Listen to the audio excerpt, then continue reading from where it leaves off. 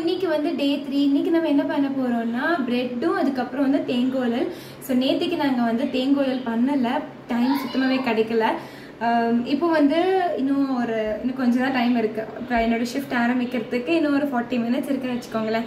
So அந்த டைமுக்குள்ளே வந்து நாம் வந்து பிரெட் வந்து செய்ய போகிறோம் அண்ட் தேங்கோலல் செய்ய போகிறோம். பிரெட் வந்து ரொம்ப நேரம் ஆகும் செய்யறதுக்கு. ஸோ ஃபர்ஸ்ட்டு வந்து ஸ்டார்ட் பண்ணி வச்சுக்கிட்டு அதுக்கப்புறமா நடுவில் வந்து பேக் பண்ணுறது மட்டும்தான், அதுக்கப்புறம் பண்ணுறது. ஸோ இப்போ வந்து நம்ம ஸ்டார்ட் பண்ணிடலாம் வாங்க. இந்த பசங்களை என்கேஜ் பண்ணுறது வந்து ஒரு பெரிய டாஸ்க்கு. இப்போ வந்து என்னோட மன்னி கால் பண்ணியிருக்காங்க. கால் பண்ணி சும்மா அங்கேயும் அவங்க 2 பசங்க இருக்காங்க, இவங்க 3 பேருமே சேர்ந்து இருந்தாங்கன்னா உங்களுக்கு போர் அடிக்காது. சும்மா அவங்க கால் பண்ணி அபாக்கஸ் வந்து ஓரல்ஸ் கொடுத்துட்டு இருக்காங்க.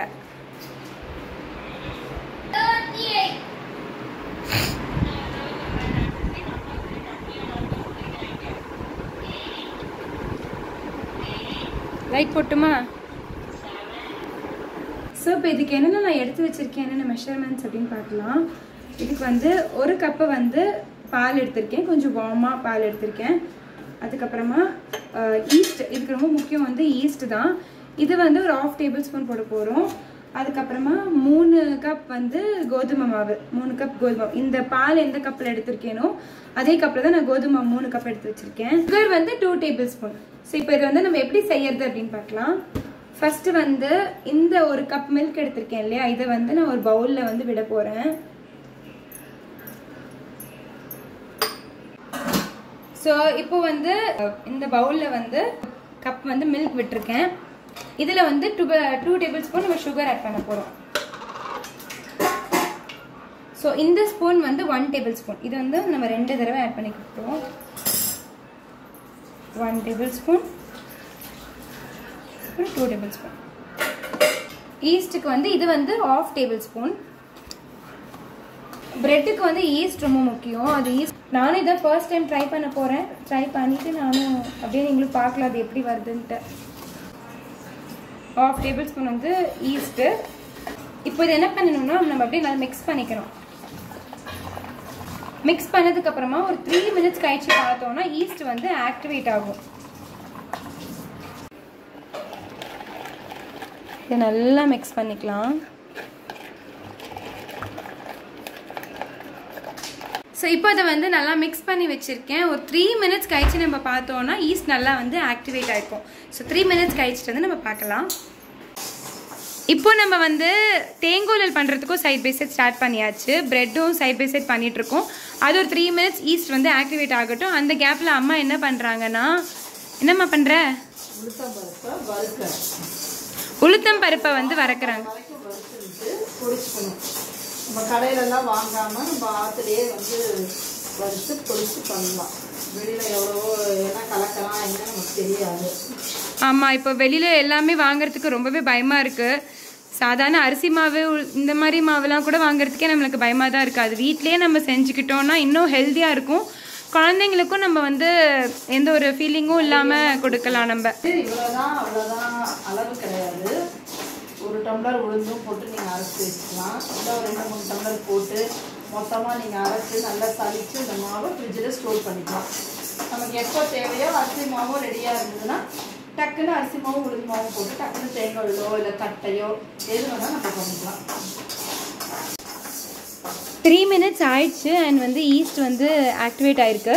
ஸோ இப்போ நம்ம என்ன பண்ண போகிறோம்னா இதில் வந்து கோதுமை மாவை வந்து போட போகிறோம். நான் ஆல்ரெடி எடுத்து வச்சுருக்கேன் 3 கப்பு. ஸோ அதை வந்து நம்ம போட்டுட்டு அதில் வந்து கொஞ்சமாக வந்து சால்ட் போட்டுக்கலாம்.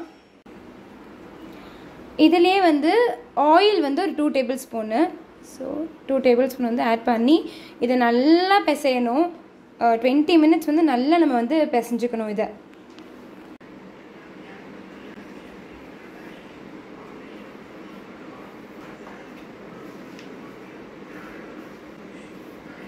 நல்லா பிசைஞ்சுக்கணும். ஸோ இது நல்லா வந்து பிசையணும். நல்லா பிசைஞ்சுக்கிறேன். ரொம்ப தண்ணியாக இருக்குது, ஒரு மாதிரி ரொம்ப ஒட்டுது மாவு அப்படின்னு நினச்சி நீங்கள் வந்து எக்ஸ்ட்ராவாக வந்து கோதுமை மாவு ஆட் பண்ணாதீங்க. நல்லா பிசையணும். ஒரு 20 to 25 minutes நம்ம நல்லா நீட் பண்ணால் தான் அது நமக்கு வந்து சாஃப்டாக கிடைக்கும். எல்லாம் ரொம்ப ஹார்டாக இருக்கும் ப்ரெட்டு. உங்களுக்கு பவுல்லலாம் வசதியாக இல்லை அப்படின்னா இந்த மாதிரி அடுப்பை நல்லா தொடச்சிட்டு டிஷ்யூவாலே நல்லா தொடச்சிட்டு நீங்கள் அங்கே நல்லா நல்லா நீட் பண்ணிக்கலாம். உள்ளே இப்படி மாவு டக் பண்ணி நல்லா பேசுங்க. அடுத்து வெளியில் நல்லா இந்த மாதிரி டக் பண்ணி நல்லா பிரெட்டு சாஃப்டாக வரணும். உள்ள இல்லாமல் நல்லா மாவு வந்து சாஃப்டாக பிசைஞ்சிருக்கணும். அதுக்கு தான்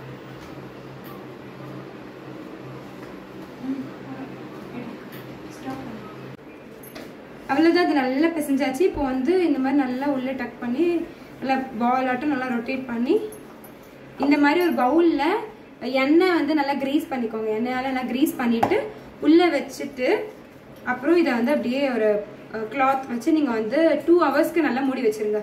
2 ஹவர்ஸ் நீங்கள் நல்லா மூடி வச்சதுக்கப்புறமா நல்லா ரைஸ் ஆகும். ஸோ 2 ஹவர்ஸ்க்கு அப்புறம் நம்ம பார்க்கலாம் இதை. ஹலோ, 2 ஹவர்ஸ் ஆயிடுச்சு. இப்போ வந்து நம்ம அது எப்படி ரைஸ் ஆயிருக்கு அப்படின்னு சொல்லி பார்க்கலாம். இது பாருங்க.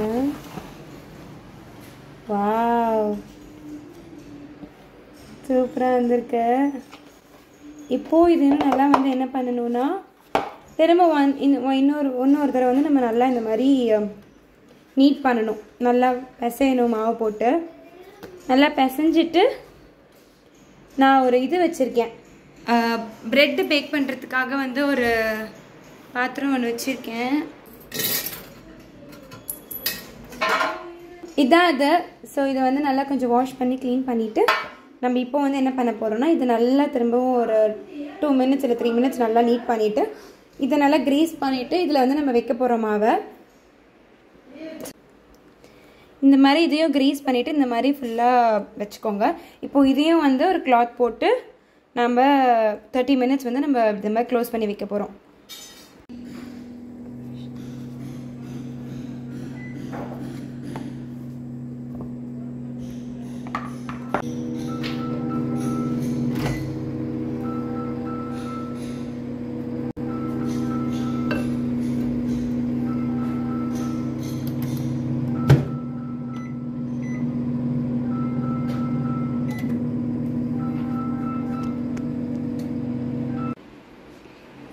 Hello, it's over. Finally ready ஆயிடுச்சு ப்ரெட்டு.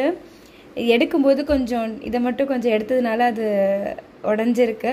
மற்றபடி ரொம்பவே சூப்பராக வந்திருக்கு ப்ரெட்டு. இப்போ நான் உங்களுக்கெல்லாம் வந்து இது அப்படியே பீஸ் போட்டு காமிக்கிறேன். நான் வந்து கொஞ்சம் சூடாக இருக்கும்போதே கொஞ்சம் அவசரத்தில் எப்படி வந்திருக்கு அப்படிங்கிற ஒரு எக்ஸைட்மெண்ட் தாங்க முடியாமல் எடுத்துட்டனால அது பிஞ்சு போச்சு. நீங்கள் கொஞ்சம் நல்லா சூடு ஆறுற வரைக்கும் வெயிட் பண்ணுங்கள். அப்புறம் நல்லா ஈஸியாக எடுக்க வந்துடும்.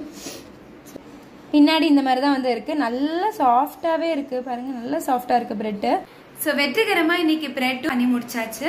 ப்ரெட் நான் வந்து ஃபர்ஸ்ட் டைம் வீட்டில் ட்ரை பண்ணுறேன். ரொம்பவே நல்லா இருந்தது. ஃபர்ஸ்ட் டைம் பண்ணினதுக்கு நிஜமாவே ரொம்ப நல்லா வந்திருந்தது. நான் என்னென்ன மிஸ்டேக்ஸ் பண்ணினேன் அப்படிங்கிறத நான் சொல்கிறேன். நான் வந்து ஃபாலோ பண்ணது ஹெபர்ஸ் கிச்சனோட வீடியோ தான். யூடியூப்பில் பார்த்து தான் நான் பண்ணினேன். அதுக்கப்புறம் அவங்க வந்து வாட்டர் வந்து ஆஃப் கப் விட்டுருந்தாங்க. பட் எனக்கு அவ்வளோ தேவைப்படலை. எனக்கு எவ்வளோ தேவைப்பட்டதோ அவ்வளோ தான் நான் விட்டேன். உங்களுக்கும் எவ்வளோ தேவைப்படுதோ அவ்வளோ நீங்கள் விட்டுக்கோங்க. இப்போது இதில் வந்து நான் என்னெல்லாம் மிஸ்டேக் பண்ணினேன் அப்படின்னு சொல்கிறேன். ஃபர்ஸ்ட் வந்து வார்ம் மில்க் எடுத்துக்கணும். வார்ம் மில்க்னால் வந்து லைட்டாக சுடணும். பால் ரொம்ப சுடக்கூடாது, ரொம்ப ஆறி போயிருக்கக்கூடாது.